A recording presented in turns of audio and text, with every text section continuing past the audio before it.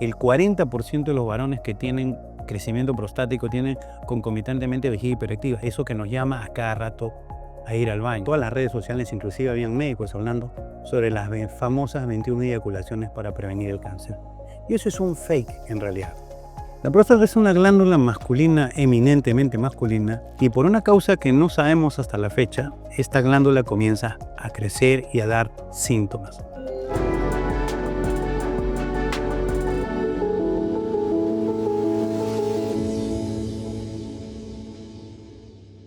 ¿Qué tal? Bienvenidos a Tu Salud en Cayetano. La próstata es una glándula importante en la anatomía masculina. Tiene unas funciones muy específicas, pero usted se ha puesto a pensar qué pasaría si se malogra, si no funciona. ¿Realmente esta glándula podríamos reemplazarla? ¿Se puede infectar? ¿Podría crecer? ¿O quizás hasta convertirse en una glándula con cáncer?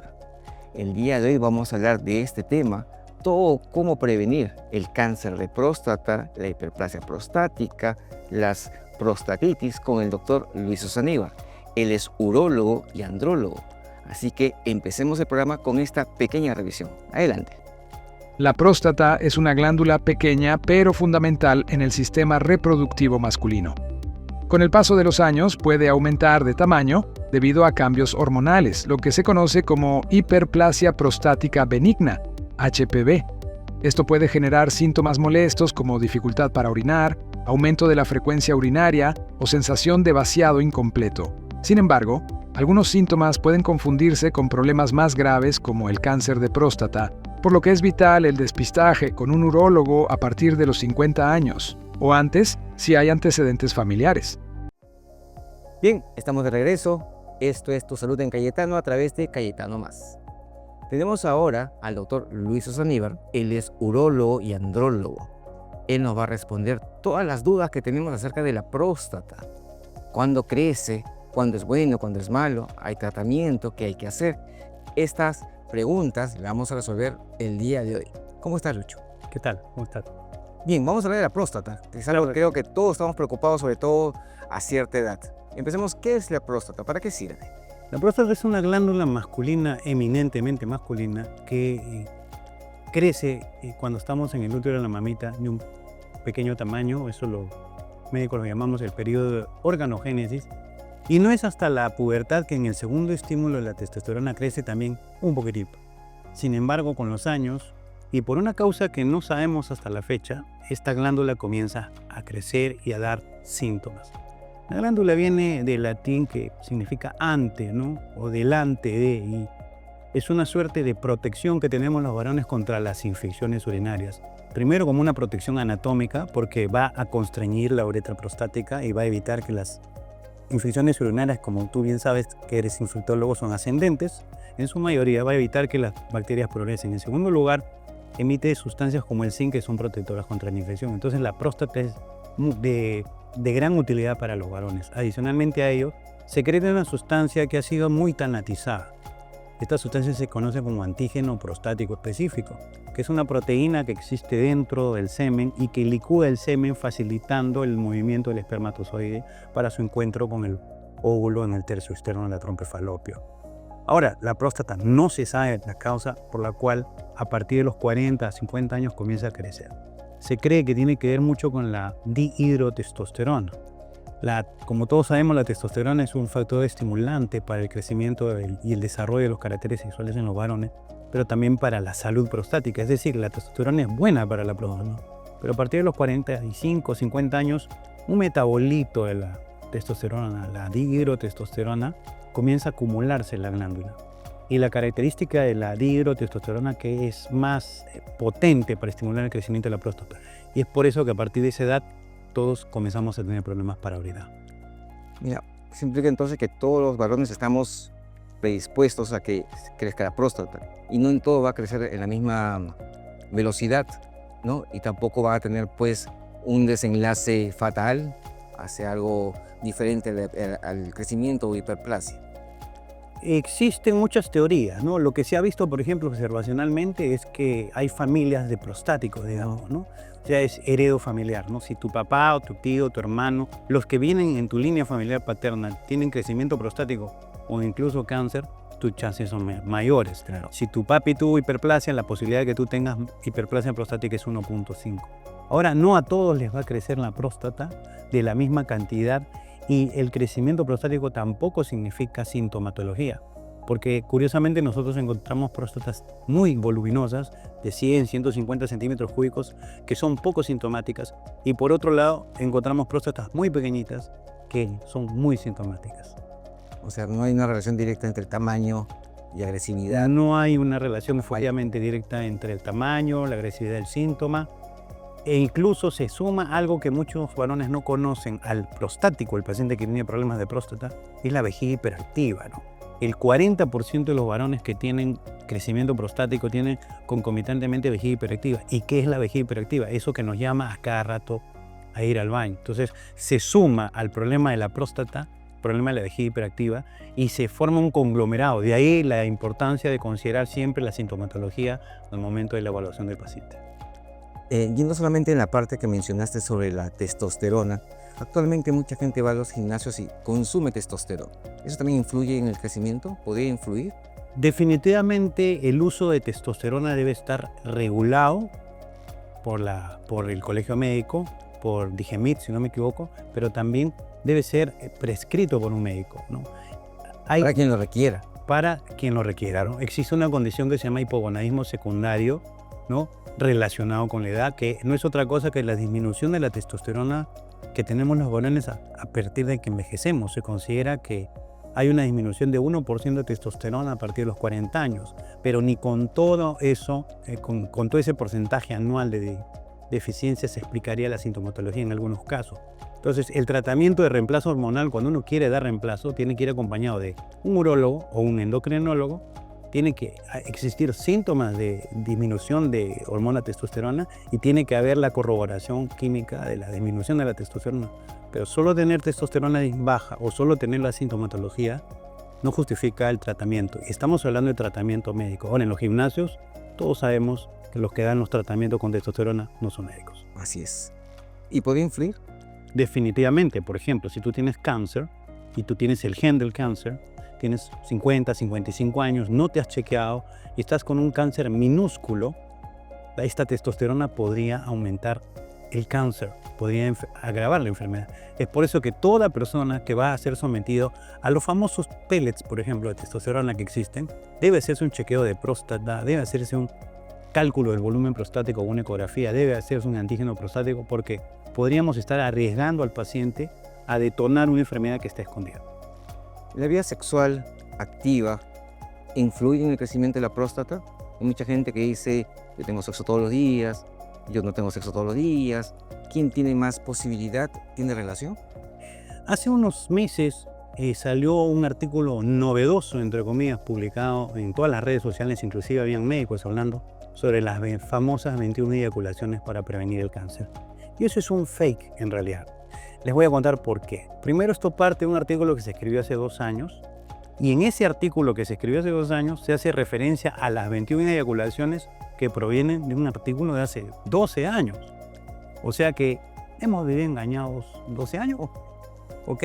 Segundo, cuando se hace la evaluación, para nosotros poder hablar, tú eres un epidemiólogo, tú conoces mucho de investigación, para nosotros poder hablar sobre la factibilidad de aplicar un tratamiento o sacar una conclusión en una población, se tiene que considerar a toda la población. La población de estudio fue en personal médico. La población de estudio fue en personal blanco, caucásico. No consideró latinos, o sea, no estaríamos incluidos nosotros. No consideró gente afrodescendiente, que son curiosamente los que tienen más cáncer en el mundo de próstata. Entonces es un estudio que no se puede extrapolar, Claro. y que no se pueden sacar las conclusiones que quisiéramos. Además, todos eran profesionales de la salud, tenían un buen índice de masa corporal, comían bien, comían sano, y eso no se puede extrapolar a la población médica de nuestro país, por ejemplo. Sí, eso fue algo que llamó mucho la atención. Y las personas que se masturban también tienen problemas de próstata. Cualquier actividad sexual aumenta las chances de infección urinaria porque, como sabemos, las bacterias ingresan primordialmente por la uretra. Entonces, el tener mucha actividad sexual, con uno mismo también, ¿no? El by yourself que dicen los gringos, puede aumentar tus chances, pero eso no se cumple. No es una regla tampoco. No es una regla porque va a depender. Yo siempre le explico a mis pacientes que la sexualidad del varón es como un automóvil. Si tú tienes un Volkswagen, pues tienes que manejarlo como Volkswagen. Si tú tienes un Lamborghini, tienes que manejarlo como Lamborghini. Un Volkswagen no lo puedes correr todos los días como un Lamborghini porque vas a quemar el motor. Pero de repente en una bajadita puedes aumentar la velocidad. Por el otro lado, un Lamborghini no lo puedes caminar en primera porque también vas a quemar el motor. Entonces la sexualidad es como tu cuerpo responde, y algo que tenemos que considerar también, que la sexualidad es como tu pareja lo corresponda también, porque nosotros podemos tener todo el ímpetu y de repente nuestra pareja no tiene tanto ímpetu, o al revés. Y eso es lo bonito de la vida en pareja, porque uno comienza a moldarse y con los años a vivir, ¿no? Claro. Esa experiencia íntima. ¿Cómo puede una persona saber que ya tiene problemas con la próstata? La próstata es una glándula muy curiosa que tiene muchas enfermedades que todos desconocemos. De repente las más famosas son la hiperplasia, la prostatitis y el cáncer. Pero la próstata, como tú como infectólogo sabes muy bien, puede tener tuberculosis, puede tener quistes, puede tener infarto. No. Volviendo a las enfermedades más frecuentes, todas las enfermedades, la prostatitis, la hiperplasia y el cáncer, aumentan a medida que pasan los años. Es decir, una persona de 40 años, a los 50 años va a tener más chance de tener prostatitis, cáncer o hiperplasia. Por ejemplo, cuando nosotros operamos la próstata y retiramos el tejido prostático y lo sometemos al estudio anatomopatológico, en el microscopio observamos en el 50% de los casos hiperplasia benigna de próstata y prostatitis. Entonces, estas enfermedades prostáticas van a irse manifestando a medida que la próstata crece. Si nos ponemos en el imaginario de que la próstata es del tamaño de una nuez, o mejor aún de una fruta nuestra, de un aguaimanto, este aguaimanto va a ir creciendo con el tiempo y va a tomar el tamaño de un durazno, de un blanquillo, de una naranja guando sin pepa, o de un mango, o inclusive una granada, o de un melón. Imagínense qué tamaño puede tomar la próstata. Claro. Entonces, a medida que va creciendo, la próstata va a comenzar a cerrar la uretra y va a comenzar a producir los síntomas que nosotros llamamos síntomas urinarios bajos del varón. La necesidad de ir frecuentemente al baño, la dificultad que tenemos para iniciar la micción, el notar que nosotros comenzamos a orinar cada vez con menos presión, eso se llama flujo, la necesidad de levantarnos por las noches, y vienen los concomitantes, los acompañantes del crecimiento prostático, los problemas íntimos del varón. Acordemos también que estamos en un grupo etario a partir de los 45 o 50 años que comienza la hipertensión, que comienza la diabetes, el síndrome metabólico, y todo ello va a ir agravando la sintomatología. Todo ello, por ejemplo, la diabetes hace la cistopatía diabética o la neuropatía, y eso va a hacer que la vejiga se comporte de manera anormal, sumando la sintomatología al paciente prostático. Entonces, ¿qué hay que hacer? ¿Cuándo chequearnos? Sería la pregunta. Los varones que no tenemos factores de riesgo, los varones que no somos morenos o que no tenemos un papá o un hermano con cáncer en la familia, tenemos vacaciones hasta los 50 años. Pero los afrodescendientes o aquellos que tienen en su línea familiar paterna cáncer de próstata, las vacaciones terminan a los 45 años. Y el examen es súper sencillo. Hacer un tacto rectal, tan temido por la gente, y hacer un examen de sangre que se llama antígeno. Y ahora les voy a enseñar cómo los urólogos sabemos. Ustedes van a aprender conmigo cómo los urólogos sabemos si estamos frente a un cáncer con el tacto rectal. Tomen su mano izquierda y tóquense con un dedo la zona tenar. Esta zona tenar es la zona que parece la patita de la gallina y es blanda, ¿no? Ahora cierren los ojos y sientan esa zona tenar. Ahora cierren la mano y tóquense los nudillos. Cierren los ojos y dense cuenta cómo es la superficie, ¿ok? Ahora, esto de aquí es una hiperplasia y esto de aquí es un cáncer. Es lo mismo que hacemos en el examen del cáncer de testículos urólogos. Podría decirse que si los urólogos pudiéramos tocar el riñón o la vejiga, también podríamos hacer el diagnóstico de cáncer empírico, lógicamente, pero solamente con el tacto. De ahí la importancia del cáncer, porque si yo palpo un nódulo duro en la próstata del tacto rectal a cualquier edad, eso es indicativo siempre de biopsia de próstata por una sospecha alta de cáncer. Hace poco comenzaron a hablar sobre el famoso tacto rectal, que no era necesario. ¿Eso es cierto? Eso es tan cierto como que le digamos al neumólogo que no ausculte al paciente y le escuche la neumonía, como le digamos al cirujano general que no palpe el abdomen para hacer el diagnóstico de una apendicitis. Como sabemos, probablemente la herramienta más potente que tenemos los médicos en el diagnóstico es la semiología. ¿Y qué es la semiología, Leslie? La interpretación es el arte de interpretar los signos y síntomas del paciente, y en esa interpretación no aparece ninguna máquina. Claro, es importantísimo tenerlo siempre presente. ¿Y la ecografía me ayuda? La ecografía es una herramienta que nos ayuda mucho, pero nos confunde mucho. La ecografía usualmente la utilizamos para, primero, medir el volumen de la próstata, ¿no? Segundo, medir la profundidad de la próstata, que es algo que mucha gente no conoce. ¿Cómo es la profundidad? La vejiga es una esfera y la próstata se encuentra en la base.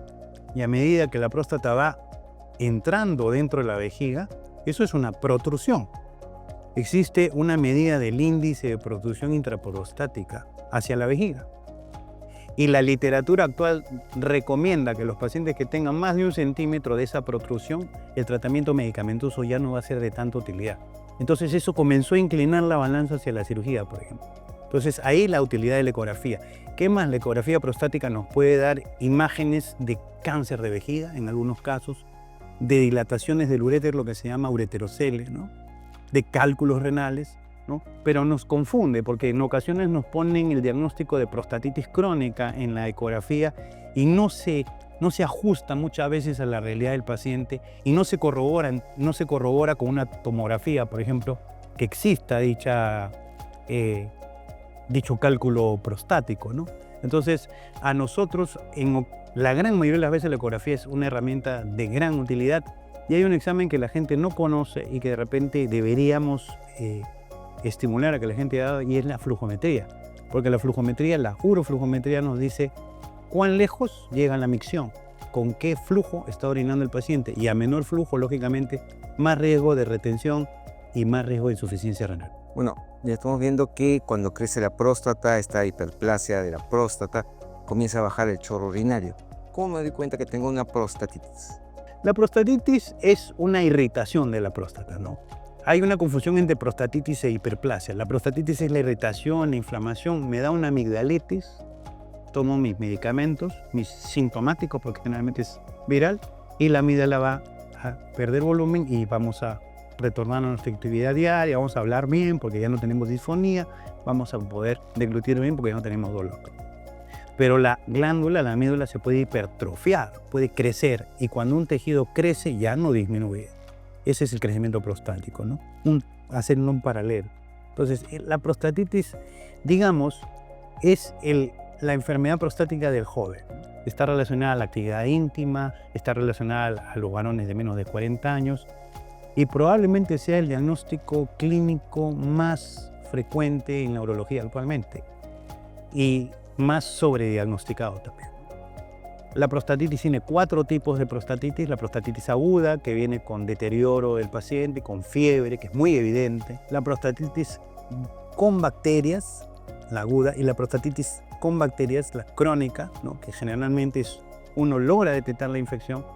Y la prostatitis más frecuente, la más famosa, la que hay más en todo el mundo, que es la prostatitis no bacteriana, prostatitis abacteriana, o también llamada dolor pélvico crónico del varón, que es una de las enfermedades más complejas que pueden existir, porque muchas personas la asocian a una infección y curiosamente en estos casos no se logra detectar la infección. Y ahí viene la pregunta: si yo no logro detectar una infección, ¿cuál es el papel del antibiótico en el tratamiento de la prostatitis crónica abacteriana? ¿Y qué parte del cuerpo te duele? ¿La parte de la pelvis? ¿La parte del perineo? El dolor prostático, entre comillas, es un dolor del piso pélvico, y como todos saben, el piso pélvico son los músculos que se encuentran dentro, ¿no? Junto al recto, los elevadores del ano, por ejemplo. Entonces esta zona se hipertrofia, esta zona aumenta su tono, está dura esta zona, y al tocar uno siente lo que denominados puntos gatillos que hacen el diagnóstico miofacial. pero esos músculos al contracturarse se pueden ir por fuera del cuerpo y se van hacia el periné, se pueden ir al pubis, se pueden ir a la zona sacra, a la zona glútea. Una suerte de pañal muscular que se estimula y comienza a doler. Entonces no es incomún que el paciente joven de 30 a 40 años comience, por ejemplo, con una infección urinaria aguda y luego de 2-3 meses comience con alguna dificultad para orinar, pero con dolor perineal, dolor al sentarse, dolor al montar bicicleta, dolor poscoital, dolor durante la eyaculación. Y como son enfermedades crónicas, las enfermedades crónicas comienzan a alterar el psique y el paciente se vuelve ansioso, se estresa, se preocupa tanto que llega a exacerbar la sintomatología y a pensar de que esto va a ser un cáncer, de que esto va a terminar mal, ¿no? A rechazar los tratamientos, y eso se conoce psicológicamente como el fenómeno de catastrofización. Como puedes ver, Leslie, la enfermedad de la prostatitis bacteriana es bastante compleja. Y hablando ya de la tercera enfermedad más frecuente, que es el cáncer, lo vamos a detectar haciendo las pruebas de laboratorio y el examen clínico. En el cáncer tiene que venir Sherlock Holmes y sospechar si tienes o no cáncer. Esa es la diferencia. El paciente no hace el diagnóstico. Es más, los mismos médicos tienen muchas confusiones al respecto del cáncer de próstata. Es por eso que nadie sabe más de cáncer de próstata que un urólogo. Entonces, el urólogo tiene que evaluar al paciente a partir de los 50 años. ¿Cuándo sospechamos? Acuérdense de la manito, cuando el tacto rectal es como el nódulo de la mano, o cuando el antígeno prostático sube a valores de más de 3. Si tienes 5, tienes chance pequeña. Si tienes 10, tienes más chance. Si tienes 50, te estás llevando todos los bolos, ¿no? Y si tienes 500, te sacaste la tinca. Claro. O sea, tienes cáncer. ¿Y pero no sabemos hasta que no hagamos la biopsia. Y hay rangos de edad. ¿Desde qué edad hasta qué edad se recomienda el antígeno? Desde los 50 hasta los 75 aproximadamente. Y después de los 75, ¿qué hacemos por los pacientes?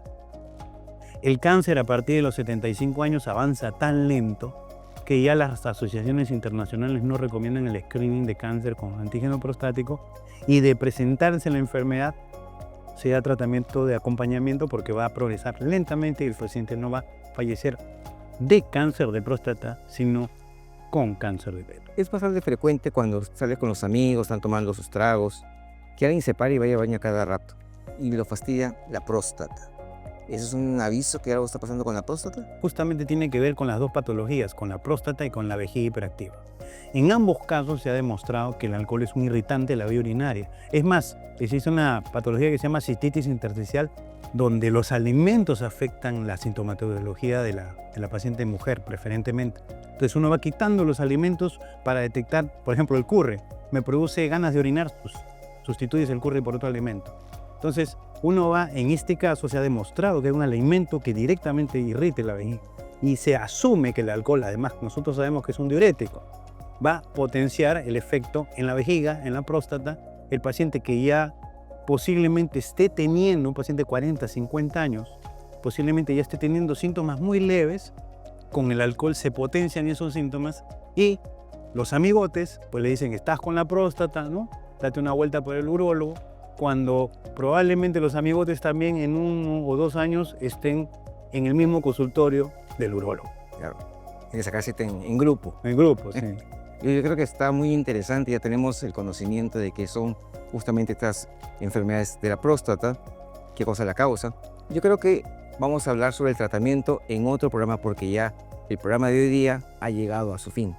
No se pierdan el próximo miércoles a esta misma hora. Seguiremos conversando con el doctor Luis Usaníbar y veremos cómo tratamos los problemas de la próstata. Esto fue todo por el día de hoy. Somos Tu Salud en Cayetano. Nos vemos.